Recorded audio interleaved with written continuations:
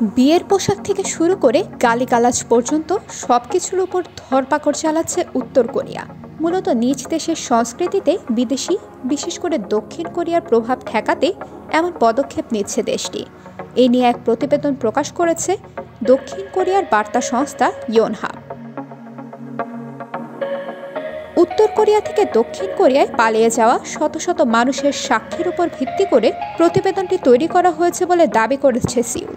এর মধ্যে রয়েছে ২২ বছর বয়সী এক যুবক। দক্ষিণ কোরিয়ার ৭০টি গান শোনায় এবং ৩টি চলচ্চিত্র দেখা ও শেয়ার করায় তাকে মৃত্যুদণ্ড দেওয়া হয়।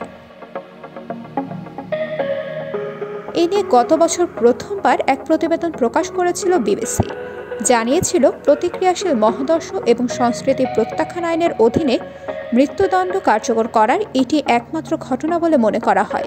গত বছরের প্রতিবেদনটিতে অবশ্য বানোয়াট ও মিথ্যা বলে বর্ণনা করেছিল উত্তর কোরিয়া। সংগৃহীত তথ্য অনুসারে ২০২১ সাল থেকে বাড়ি বাড়ি গিয়ে অনুসন্ধান চালায় উত্তর কোরিয়ার কর্মকর্তারা। ইয়োনহাপ জানিয়েছে, বিয়েসহ বিভিন্ন অনুষ্ঠানে বিদেশি সংস্কৃতির লক্ষণ পাওয়া যায় কিনা তা খুঁজেও দেখেন কর্মকর্তারা। উদাহরণস্বরূপ, বিয়ের সময় অনেক বরকনে দক্ষিণ কোরিয়ার সাদা পোশাক পছন্দ করেন। এছাড়া লোকজন বিদেশি ভাষায় গালিগালাজ করছে কিনা তা জানতে তাদের ফোন কল রেকর্ড করা হয়।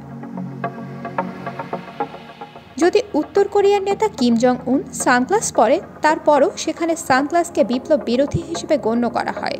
তবে তার বাবা কিম জং উল অবশ্য জিন্স সহ নিত্য প্রয়োজনীয় কিছু জিনিসকে বিপ্লব বিরোধী হিসেবে চিহ্নিত করে সেগুলো নিষিদ্ধ করেছিলেন।